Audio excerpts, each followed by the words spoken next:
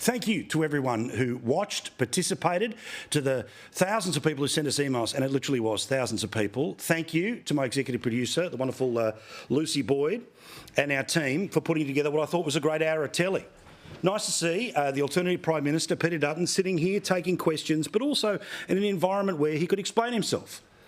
Now, you can like it, you can dislike it, vote for it, not vote for it, free country. But it's nice not to see the interjections, the yelling, the carrying on. He had a chance to explain himself and talk quite decently about some pretty serious issues, including experiences that he'd had as a police officer when it came to trying to save people from family violence, and lighter moments like telling stories about his mum and dad popping over to New South Wales to play the pokies on family holidays. Tonight, I will keep my comments a little briefer than I normally do because I want to get to Bronwyn Bishop. I want Bronwyn Bishop to have a big, hard run at things tonight. Linda Scott is here as well. I look forward to that. Fight night on this Wednesday night. Tomorrow night is when we will do our final state of the race. That will be with Redbridge, with Michael Kroger and with Stephen Conroy. So yes, the footy will be on, but I'm not going to hide. Make sure you are here tomorrow night, or series link it, record it, do all the things you have to be, because tomorrow night, data, no one will be surprised. But tonight, you don't have to go too far to find awesome people like the wonderful Megan Kelly. The only place you see her on Aussie TV, right here. Gail King, who went on that vanity project called the Blue Origin flight, that you're not allowed to criticize her unless you've been. Have you been? Have you? Let's just say, I've been. All right. Now, before I get into the data, and there's lots of it today, including some fascinating stuff about what I've been talking about for years now, which is preferences and how they can swing elections. But while people are voting early, and again, vote tomorrow. If you know which way you're going to go and vote tomorrow. It's all counted on the same day. You don't have to wait a few days for your vote to be counted, okay? And we know that there is this tectonic battle for the future of our country for the next 3 years between the bloke who's been running it for the past 3 or the bloke who wants to run it for the next 3. But we all know that there is one thing that the media loves almost more than the horse race. It's the data behind the horse race. Polls. And tonight, I can reveal to you what another organisation has been reporting. So I'm not revealing, I'm just pumping it up here. You know the Turnbull Times, the Guardian? Now, of course, the only reason it exists in Australia is because the former Prime Minister, well, he helped to get it up off the ground here. He refers to it as, the sensible centre. We all know it's the wild left.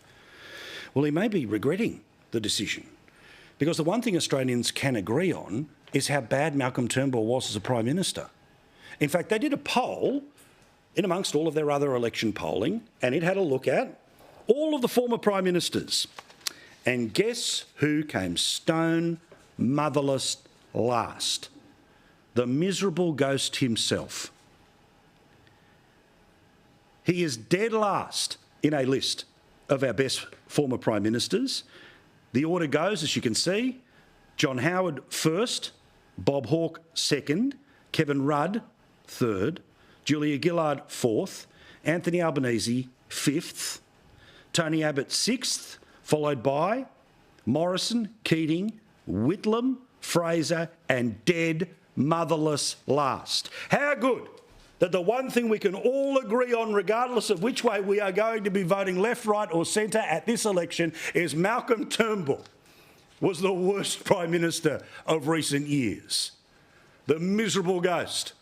Of course, it doesn't stop the Turnbull Times constantly turning to him for interviews, or him angry tweeting, or him even having the balls to refer to how boring this election is. Remember, it was his decision to have an 8-week election campaign. One where he took a 90-seat majority and barely held on to majority government. The bloke who was so sooky, remember, he wouldn't even leave the Pink House on election night.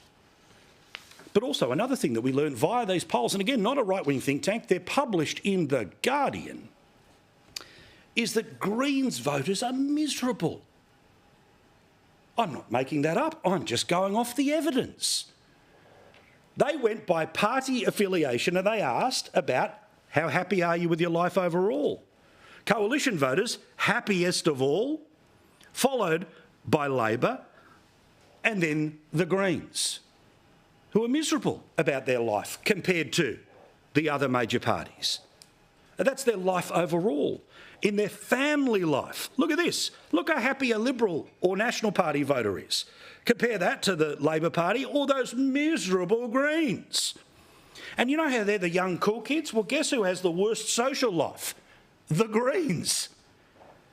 The best social life, the best life overall, the best personal life and their best family life. This is in The Guardian. Coalition voters. And of course, we know that the Greens voters are so miserable because they think the planet's about to explode at any one moment, and they have to pretend that they like Adam Bant DJing. Yeah, he's so cool. I don't care how many social media influencers he has.